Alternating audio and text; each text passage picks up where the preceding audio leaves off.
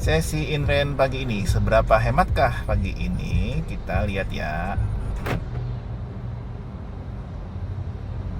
20,9. Skornya masih 91. Mantap banget ini ya.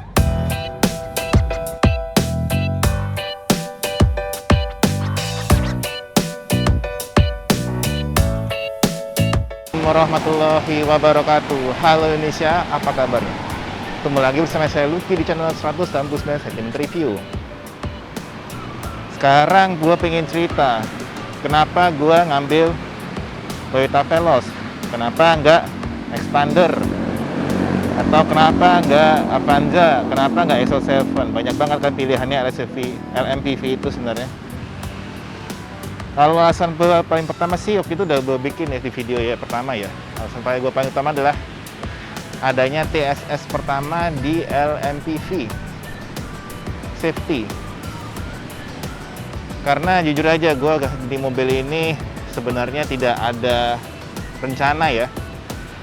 Sebenarnya kan gara-gara gue kena musibah, mobil gue tabrakan. Yang mana situasinya itu waktu itu gue kalau terulang lagi kondisi seperti yang sama, gue tidak bisa mengelak. Jadi untuk itu kejadiannya itu adalah tabrakan beruntun ya di jalan tol. Itu gue ngerasa kalau gue sebagai manusia kadang ada misjudgment, ya, jaga jarak, sehingga ketika tiba-tiba di depan gue itu ada yang berhenti. Waktu itu sih depan gue tiba-tiba berhenti ya, nabrak depan mobil depannya ya, sehingga seinget gue lampu remnya itu nggak nyala. Jadi gue benar-benar kaget. Gue udah pinjek rem, cuman ya tetap nggak sempet ya. Ya udah tetap nabrak. Yang bikin gue benar tertarik adalah Toyota Citizen ini dia ada emergency braking-nya. Dia bisa ketika dia mendetek mobil di depan itu kecepatannya berkurang drastis dan ada risiko tabrakan, dia akan ngerem mendadak. Bahkan meskipun kita sudah neken rem, dia akan tetap membantu neken rem juga biar lebih kuat remnya dari tabrakan. Karena itu alasan utamanya sih sebenarnya. Yang kedua, kalau gua ngerasa Toyota Veloz ini desainnya itu benar-benar apa ya? Benar-benar Toyota banget, tapi keren. Karena jujur aja selama ini gua ngerasa mobil-mobil Toyota itu kaku desainnya. Desainnya kaku dan gitu aja gitu. Sedangkan kalau Veloz ini benar-benar ya tetap kerasa sih garis-garisnya kaku, cuman keren gitu. Terutama di lampu belakangnya ya, lampu belakangnya yang lurus ini, yang panjang, nyambung hidup semua, ini benar-benar memberikan kesan mewah di mobilnya.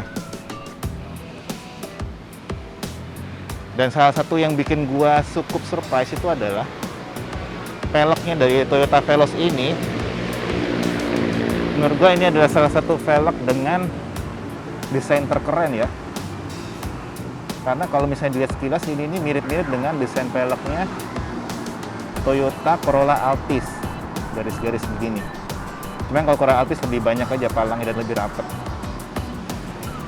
Ya entah kenapa gue sih masuk banget ya dengan desain velg ini. Dan juga untuk LMPV, Toyota berani memasang ukuran ban yang profilnya tuh cukup tipis loh, 205 50 R17. Ini benar-benar meningkatkan kesan sporty dari mobilnya ini. Kalau menurut kalian gimana bannya? Kalau menurut gue ini istimewa banget loh. Ini benar-benar dari pabrik dan stylenya tuh udah benar-benar sporty banget.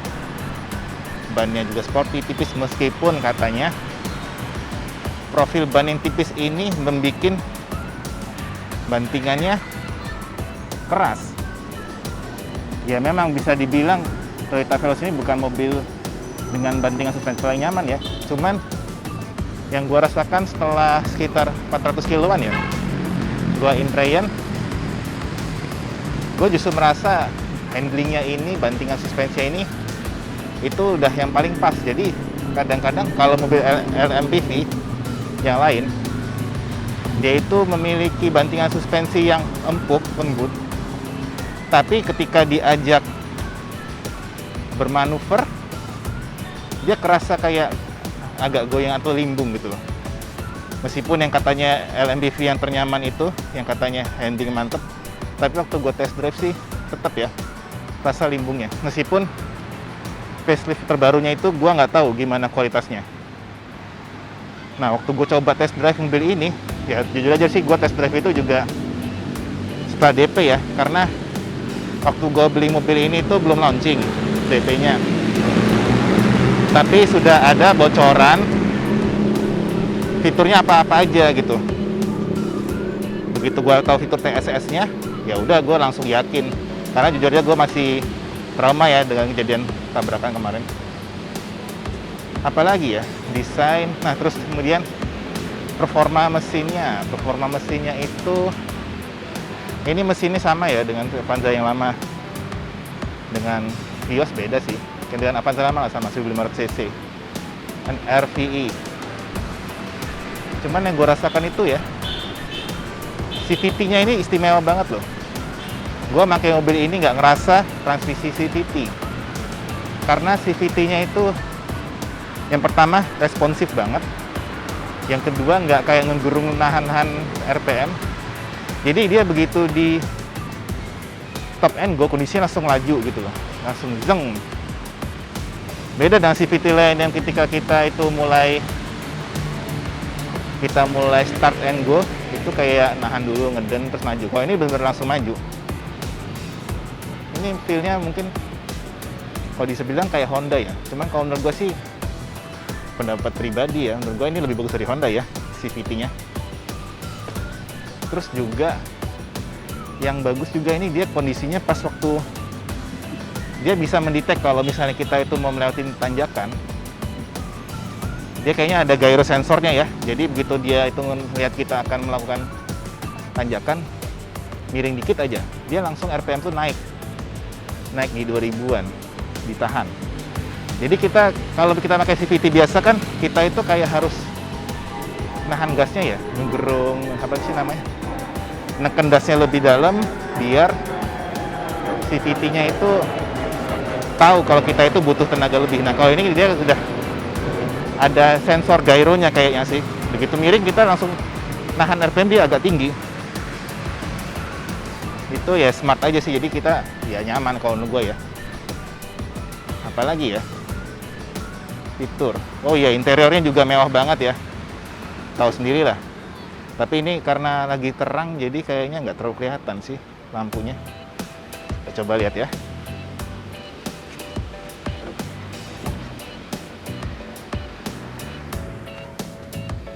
Lampu birunya itu apakah bisa kelihatan? Ya, terlalu kelihatan sih, tapi kalau malam itu bagus banget. Jadi lampu das interiornya itu tenang banget itu. Jadi dia pakai apa ya? Lampunya itu nggak bikin silau gitu loh. Temaram jadinya. Jadi bikin rileks. Enak banget kalau ngemudi malam-malam itu, gelap-gelap. Terus juga head unit udah Android Auto atau CarPlay. Itu sih sebenarnya ya, jujur aja gue nggak terlalu make banget ya, cuman enaknya itu ya bisa navigasi langsung di head unit aja pakai Google Map. Sama Waze juga, cuman gue nggak install Waze. Terus yang berikutnya adalah akomodasinya, ini juga luar biasa ya. Ini salah satu LMPV paling lega dan paling fleksibel akomodasinya. Mungkin bukan yang paling lega, cuma paling fleksibel. Dan fleksibilitas itu adalah yang paling penting untuk akomodasi sebenarnya.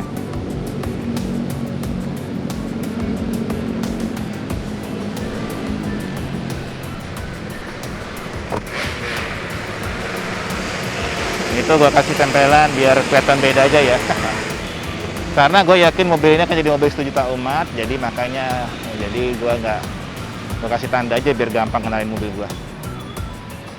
Ya, jadi mungkin gue sekilas itu singkat impresi gue di 400 km pertama belum servis. Cuman memang keluhan gue untuk saat ini adalah, mungkin bisa dilihat di sini, yaitu panel pintunya itu agak, door trimnya itu kayak renggang atau memang kayak gini ya? Memang kayak gini nggak sih pintu-pintu mobil biasanya?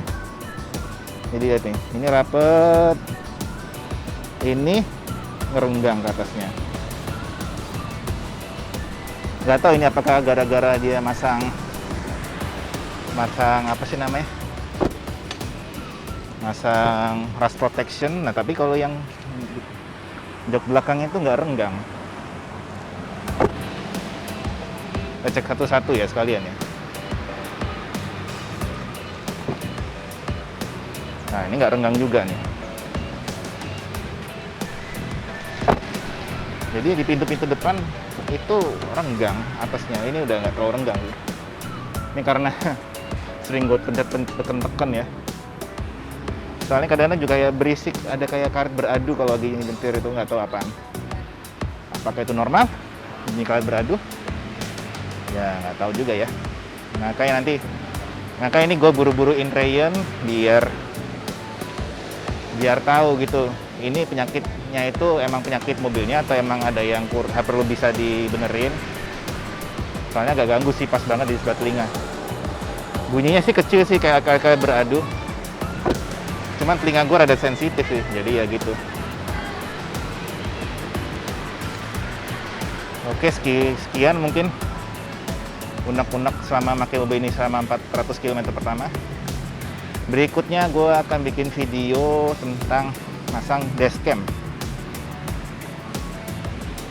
atau masalah yang lebih menarik. Oke, sekian, terima kasih. Assalamualaikum warahmatullahi wabarakatuh.